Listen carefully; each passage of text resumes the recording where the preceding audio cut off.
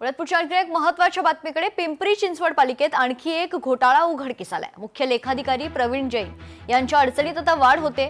जैन यांनी ठेवींच्या व्याजातून 7 कोटी लाटल्याचा आरोप आहे. अखेर 60 कोटींच्या घोटाळ्याचा चौकशी अहवाल समोर आलाय. आता जो नवीन अहवाल आलाय त्याच्यामध्ये असं निदर्शनास आलंय की साधारणपणे 1800 ते 2500 कोटीच्या आसपासच्या ठेवी या 2024 ते 2025 या काळामध्ये रिन्यू केल्या गेल्या. आणि रिन्यू करत असताना असं लक्षात आलं की बाबा त्याला जो उशीर केला, 1 महिन्याच्या आसपास काही ठेवींना उशीर झालाय, काही ठेवींना 25 दिवसाचा ठेवींना उशीर झालाय.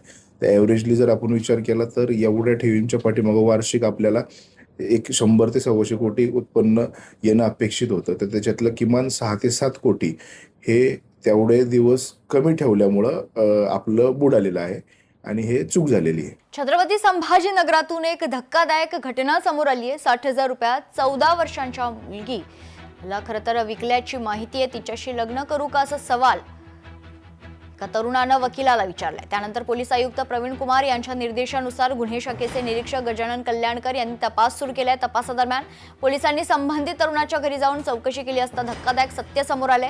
आर्थिक परिस्थिती हलाखीची असल्यानं त्याचं लग्न जमत नव्हतं. मुलगी विकत मिळते अशी माहिती कुणीतरी दिल्यानंतर कायदेशीर अडचण येतील का हे विचारण्यासाठी तो खंडपीठात गेल्याचं समोर आलंय. पोलीस तपासात कोणतीही मुलगी विकत घेतल्याचा प्रकार घडला नसल्याचं स्पष्ट झालंय.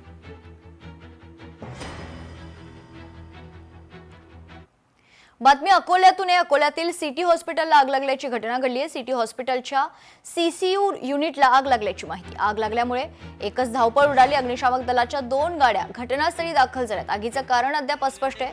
आगीमुळे रुग्णांमध्ये भीतीचं वातावरण आहे.